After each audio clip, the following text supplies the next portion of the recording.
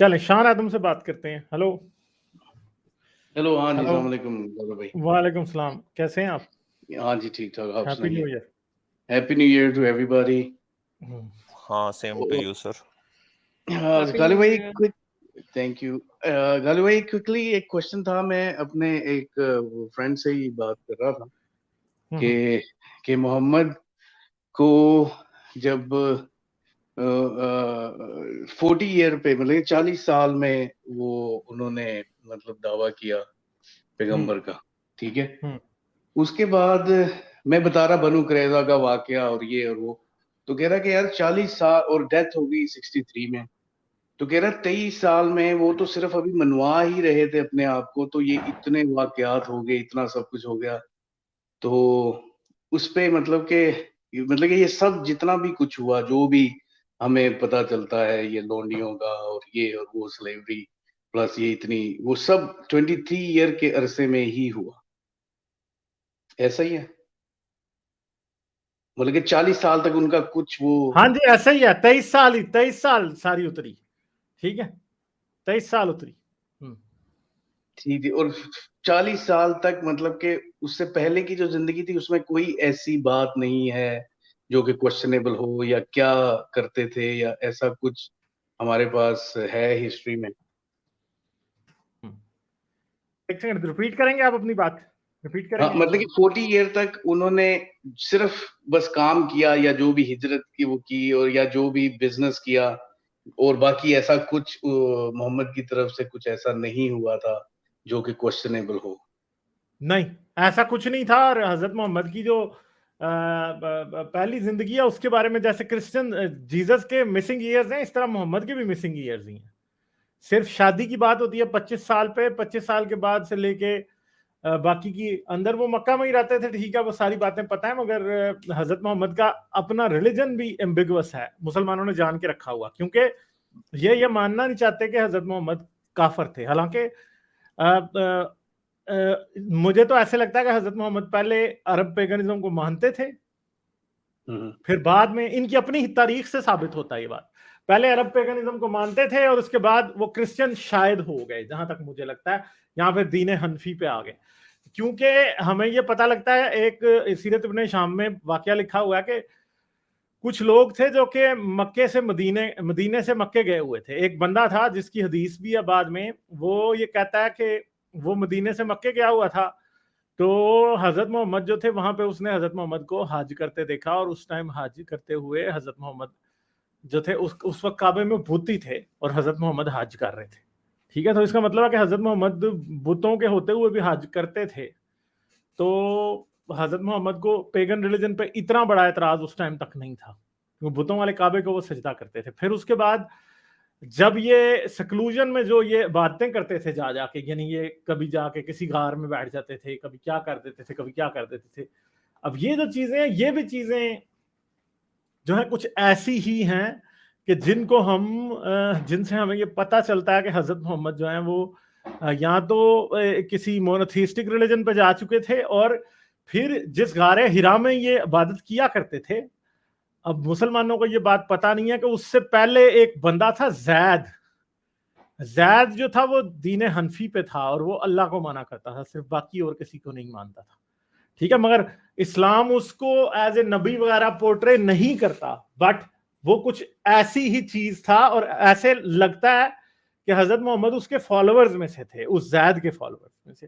تو حضرت محمد اگر نبی تھے تو اسی غار کے اندر, یعنی حضرت محمد ایک نبی تھے مگر فالوور اس بندے کے تھے, اور اس بندے کا نام یہ جان کے نہیں لیتے. تو اگر وہ بندہ ایگزسٹ کرتا تھا جو غار ہرا میں پہلے عبادت کیا کرتا تھا, اور وہ عربوں کو اس بات پہ, عرب پیگنز کو اس بات پہ لعنت ملامت کیا کرتا تھا کہ تم بتوں کی پوجا کرتے ہو, تو حضرت محمد بھی اس کی تقلید میں غار ہرا تک میں جا کے عبادت کرتے تھے. تو اس کا مطلب ہے کہ حضرت محمد کوئی لونلی پرسنالٹی تو نہیں تھے, اور یہ جان بوجھ کے دین حنفی کا کوئی خاص ذکر نہیں کرتے, کیونکہ حضرت محمد بھی فالوور ثابت ہوتے ہیں, نبی بعد میں بنتے ہیں وہ.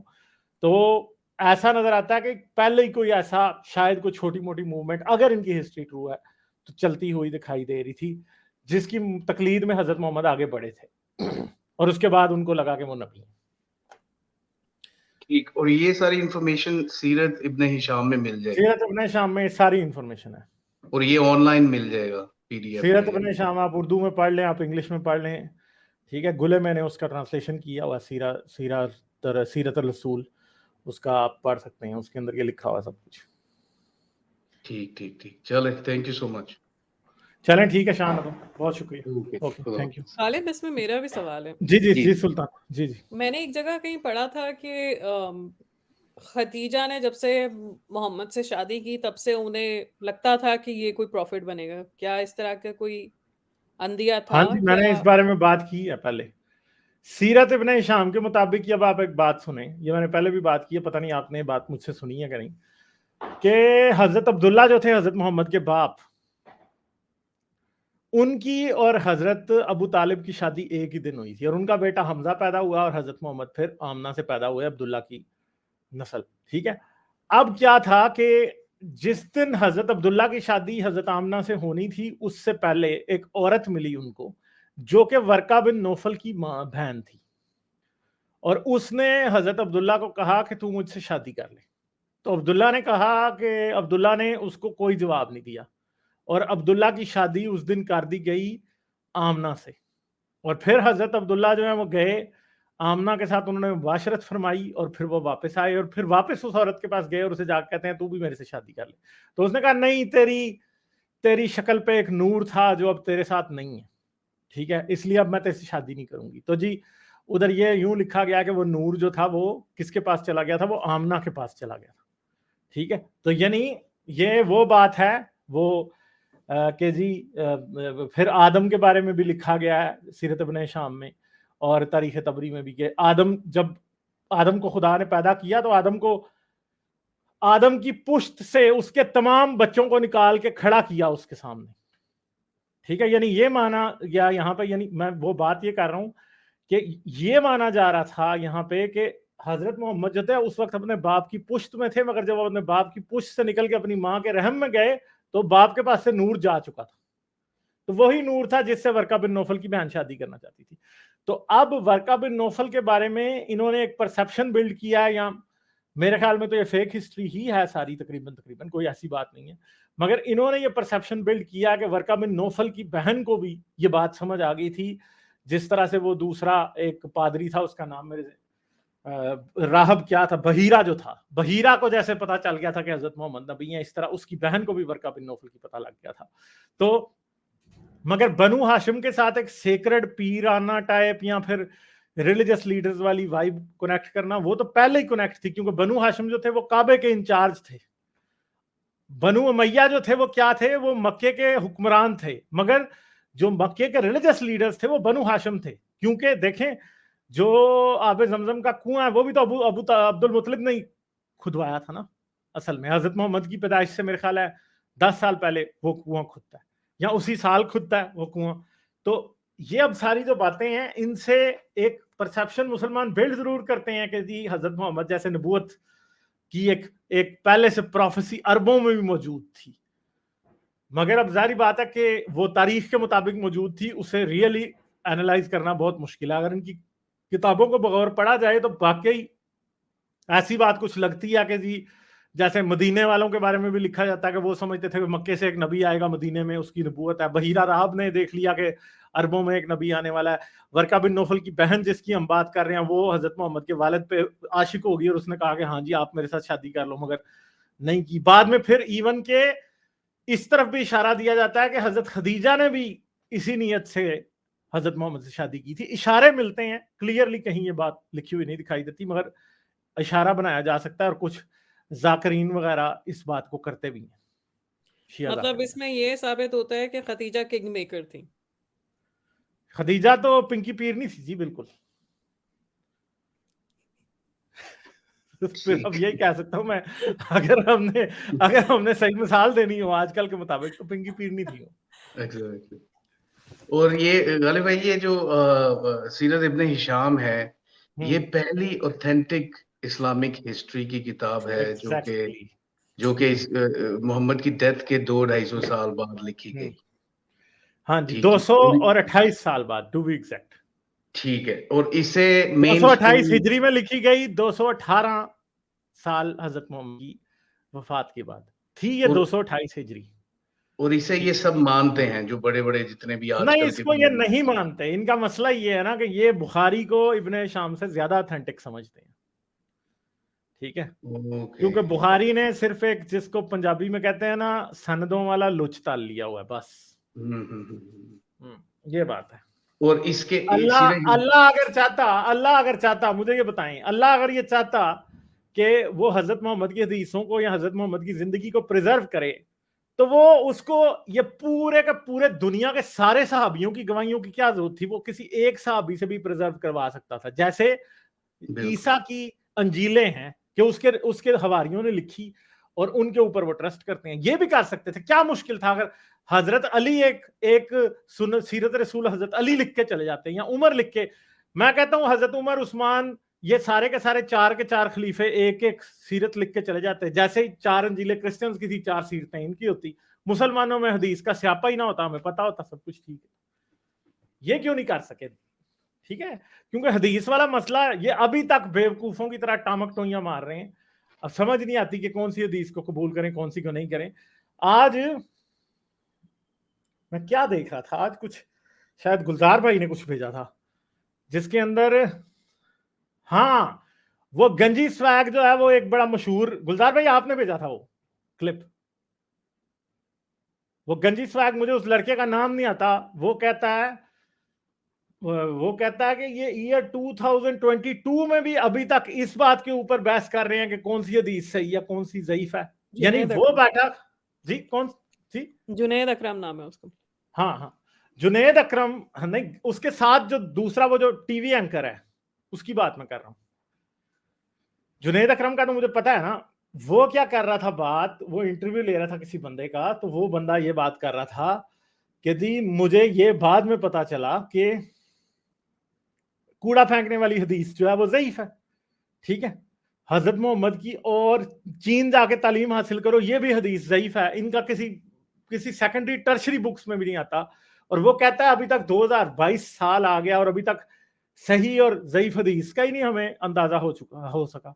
تو اب خود دیکھیں کہ اسلام میں کتنی بڑی کمزوری ہے. یہ جو حدیث والا سسٹم ہے بیسیکلی یہ اسلام کو جھوٹا ثابت کرنے کے لیے کافی ہے. کیونکہ اگر دیکھیں جھوٹے مسلمانوں کو جب بھی بات کی جاتی ہے نا کہ یہ فلاں حدیث سچی ہے یا فلاں تاریخی کتاب سچی ہے, یہ الزام ڈال دیتے ہیں انسانوں پہ. یہ بخاری کو غلط کہہ دیں گے, یہ ابن شام کو غلط کہہ دیں گے, واقتی کو غلط کہہ دیں گے, مسلم کے پیچھے پڑ جائیں گے, یہ محدثین کے پیچھے پڑ جاتے ہیں. او بھائی محدثین کے پیچھے آپ پڑ ہی نہیں سکتے. کیوں؟ اللہ نہیں تھا بیٹھا اوپر, اللہ کو نہیں پتا تھا کہ میں نے اپنے رسول کی سیرت ٹرانسمٹ کرانی ہے. اور اللہ اتنا بیوقوف تھا کہ اس نے اتنا زیادہ کاچا میچا یا جھول میل ہونے دیا اپنے رسول کی سیرت کے اندر کہ سیرت آپ کو حدیثوں سے نکل کے ملتی ہے یا سیرت رسول پڑھنے سے ملتی ہے, اور وہ سیرت رسول آپ نے ٹوٹل انسانوں پہ چھوڑ دیا. کیونکہ سمپل سی بات ہے کہ اللہ اگر چاہتا تو وہ رسول کی زندگی کے واقعات آپ اور ہم تک بڑے اچھے طریقے سے پہنچا سکتا تھا. یہ حدیثوں والی کنفیوژن کیوں ڈالی؟ اب ایک سمپل بات ہے کہ میں ویڈیوز بنا رہا ہوں, میں ڈائریکٹلی ویڈیوز یوٹیوب پہ ڈالنے کے بجائے, ٹھیک ہے, میں لوگوں کو اسکرپٹ لکھ کے دے دوں اور انہیں کہوں کہ تم خود ویڈیو بناؤ اور لوگ کہیں یہ غالب کی ویڈیو ہے. ٹھیک ہے, تو کیسے پتا لگے گا کہ یہ اسکرپٹ واقعی غالب نے لکھ کے دیا تھا کسی کو کہ نہیں؟ یہ تو کنفیوژن ہی پڑی رہے گی نا. اور اگر میرے اندر کوئی عقل ہے تو پھر یہ ہوگا کہ میں ویڈیو بنا کے آپ کے سامنے خود بیٹھ کے بنا دوں گا. تو اگر میں آپ کے سامنے خود ویڈیوز اس لیے بنا رہا ہوں کہ میری بات ڈائریکٹلی آپ تک پہنچے, اور میرا مقصد ہے کہ میری بات ڈائریکٹلی آپ لوگوں تک پہنچے, تو اللہ کا کیا مقصد نہیں تھا کہ اس کی بات ڈائریکٹلی لوگوں تک پہنچتی؟ یہ اس نے بیچ میں وچولے کیوں ڈالے ہیں, مڈل مین کیوں ہیں بیچ میں؟ تو حضرت محمد کی زندگی, قرآن کا مسئلہ, یہ سب کی سب چیزیں خدا نے بیچ میں مڈل مین ڈال کے مسلمانوں کو ایک اٹرنل کنفیوژن میں ڈالا ہوا ہے. ان کو سمجھ نہیں آتی کہ کیا صحیح ہے کیا غلط ہے. کرسچینٹی, اب میں کرسچن رہا ہوں, ظاہری بات ہے, کرسچینٹی میں ایسی کوئی کنفیوژن نہیں ہے, کیونکہ انجیل میں جو بھی لکھا ہوتا ہے وہ سب کو پتا ہے انجیل میں یہ لکھا اور یہ نہیں لکھا. کوئی کنفیوژن کرسچنز کو ہوتی ہی نہیں ہے کوئی بھی. ان کی بحث اس بات پہ ہو سکتی ہے کہ فلاں آیت کی یہ ٹرانسمیشن ہے, فلاں آیت کی یہ انٹرپریٹیشن ہے, فلاں نہیں ہے. ٹھیک ہے, اس بات پہ نہیں ہوتی کہ فلاں جو ورس ہے بائبل کی وہ صحیح ہے یا غلط ہے، اس بات پہ کوئی بحث نہیں ہوتی، کیونکہ ان کو پتا ہوتا ہے کہ یار یہ جو لکھا ہے نا وہ اس کو مانتے ہیں کہ یہ خدا کی مرضی سے ہم تک پہنچا، بس ختم ہو گئی بات۔ تو یہ ایک ویک ٹرانسمیشن کا سسٹم ہے بہت بڑا۔ ٹھیک ہے سلطان، بات کلیئر ہوئی؟ جی بالکل۔ اور یہ آپ جو کہہ رہے تھے وہ کسی نے چیٹ میں بھی لکھا ہے، تابش ہاشمی ہے وہ کمیڈین، اس کا انٹرویو تھا جو ہاں یہ تابش بات کر ہاشمی، ہاں ہاں ہاں اور ٹھیک ہے۔ اب آپ نے ابن مریم کہہ رہے ہیں کہ اللہ 70 ماؤں سے زیادہ پیار کرتا ہے، یہ بھی فیبریکیٹڈ حدیث ہے۔ اور آپ نے دوسرا تاریخ اگر خادم حسین رضوی نہ ہوتا اور وہ اوپنلی اتنا نہ کہتا کہ یہ کوڑا پھینکنے والی غلط حدیث ہے، اب مطلب مجھے تو نہیں پتا چلتا کہ یہ فیبریکیٹڈ ہے۔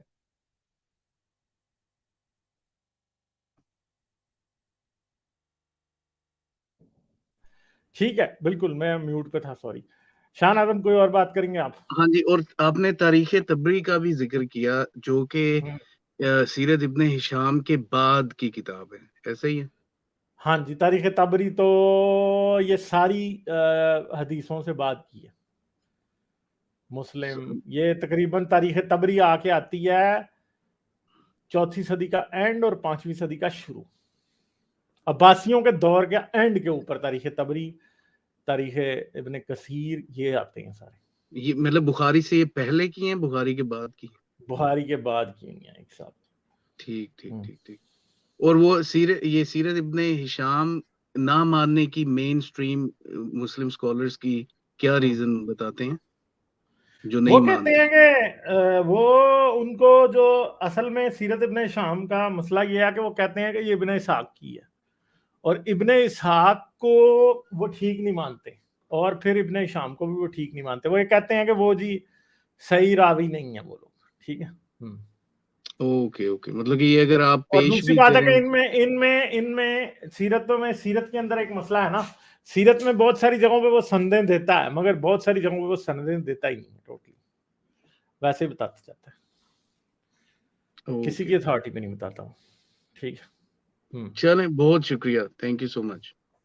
چلیں ٹھیک ہے، thank you, okay okay. Like, share اور سبسکرائب کرنا مت بھولیں۔ اس کے ساتھ ساتھ آپ میرے چینل کو پیٹریون پر سپورٹ کر سکتے ہیں۔ پیٹریون کا لنک ویڈیو کی ڈسکرپشن میں ہے۔